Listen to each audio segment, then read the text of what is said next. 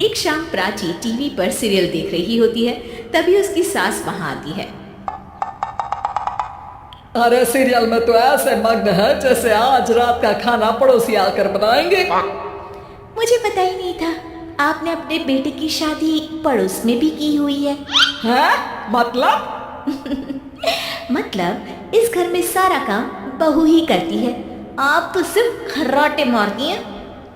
अच्छा जी, फिलहाल तो तुम आराम फरमा रही हो। चलो जाओ, ये मेरे टीवी देखने का समय है।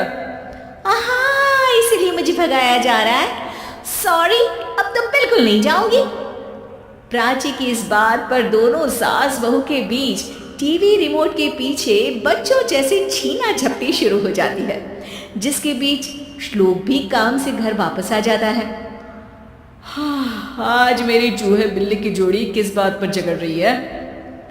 अरे तेरे बीवी मुझे टीवी ही नहीं देखने दे रही। अरे तुम्हारी मम्मी मुझे खाना बनाने के लिए फोर्स कर रही है। अरे वाह, ऐसे बेतुके रीजन पर तो बच्चे भी झगड़ा नहीं करते। अरे मुझे कुछ मत बोल, सब इसने ही शुरू किया है। हाँ हाँ, जैसे आप तो बहुत दूध की धूली है ना। अरे बस, दोनों चुप। प्राची जाओ, खाने की तैयारी करो। और माँ तो छोड़ो, तुम्हें क्या बोलूं, शांति से अपना सीरियल देखो। मुझे दोबारा लड़ने की आवाज सुनाई नहीं देनी चाहिए। ऐसा बोलकर श्लोक वहां से चला जाता है, जिसके पीछे पीछे प्राची भी कुछ न कुछ बड़बड़ाते हुए रसोई में चली जाती है। हाँ हाँ, सासू जी को तो कुछ बोलेंगे ही नहीं, बस मुझ पर ही हुक्म चलता है, खाना बनाओ, जैसे मैं इनके घर में खाना बनाने के लिए आई हूँ। इसी तरह शाम बीतती है और रात को श्लोक और प्राची की सास खाना खाकर सोने चले जाते हैं, लेकिन प्राची गुस्से में कुछ खाए बिना काम में ही लगी रहती है। इस घर में किसी को घंटा फिक्र नहीं पड़ता, मैं खाऊं या भूखी रहूं। प्राची कुछ देर के लिए रसोई से बाहर जाती है और जैसे ही वापस आती है तो वहां दूध का भरा ग्लास देखकर हैरान रह जाती है। फिक्र पूरी है, बस दिखाना नहीं है। प्राची दूध पीकर सोने चली जाती है और अगली सुबह एक बार फिर सास बहू का कार्टून नेटवर्क स्टार्ट हो जाता है। ये तुमने ही किया है। अरे अजीब जबरदस्ती है, मैं बोल रही हूँ मैंने कुछ नहीं किया। दोनों ने मिलकर पूरे घर को पागल खाना बनाया हुआ है। यहाँ कोई नॉर्मल इंसान तो रह ही नहीं सकता, इसीलिए अब पड़ोसी क्या रिश्तेदार भी घर आने से कतराते हैं। और सुन बेटे, तू भी चंगा, तेरी माँ भी चंगी, तेरी बीवी भी चंगी, रिश्तेदार। हाँ जी, आपको नहीं पता क्या, गंगाधर ही शक्तिमान है, रिश्तेदार ही। हाँ हाँ, बस समझ गया। कभी जानवरों जैसे लड़ेंगी तो कभी जुगलबंदी करेंगी। भाई मैं आप दोनों के बीच में नहीं फंसना चाहता।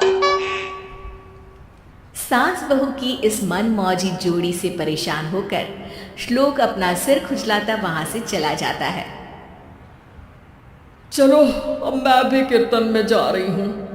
इस पर जैसे ही सास कमरे में अपना पर्स लेने जाती है तो वहां नाश्ते की प्लेट रखी देख मुस्कुराने लगती है और नाश्ता करके घर से बाहर निकलते हुए कुछ पैसे टेबल पर रख जाती है, जिसके कुछ देर बाद सिलेंडर वाला घर आता है।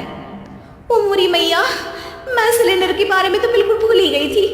घर खर्च के सारे पैसे भी मम्मी के पास है और श्लोक से बोला तो उल्टा 4 बात सुनाएंगे। प्राची ये सोच ही रही होती है कि अचानक उसका चेहरा चमक उठता है और वो घर में आकर इधर उधर देखने लगती है। तभी उसकी नज़र टेबल पर रखे पैसों पर पड़ती है, जिन्हें वो सिलेंडर वाले को दे देती है। ये सब श्लोक देख लेता है। अच्छा बेटे, इतना बड़ा घोटाला, सबके सामने मैं तेरी दुश्मन और पीठ पीछे तेरी मेरी यारी।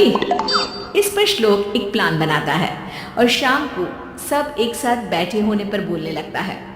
माँ, तुम दोनों की बहुत लड़ाई होती है, इसलिए मैं सोच रहा हूँ कि प्राची को उसके घर छोड़ाऊं। इससे वो भी खुश रहेगी और तुम भी। अचानक श्लोक की ये बात सुनकर सास बहू शौक से उसकी तरफ देखती हैं।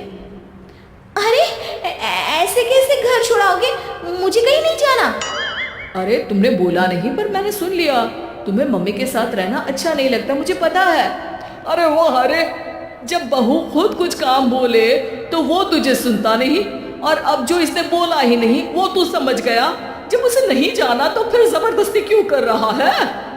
अच्छा, फिर आपको मौसी के घर छोड़ाता हूँ, बस अब आप दोनों एक घर में एक छत के नीचे नहीं रह सकती। मैं इस टॉम एंड जेरी की जोड़ी को और नहीं झेल सकता। है?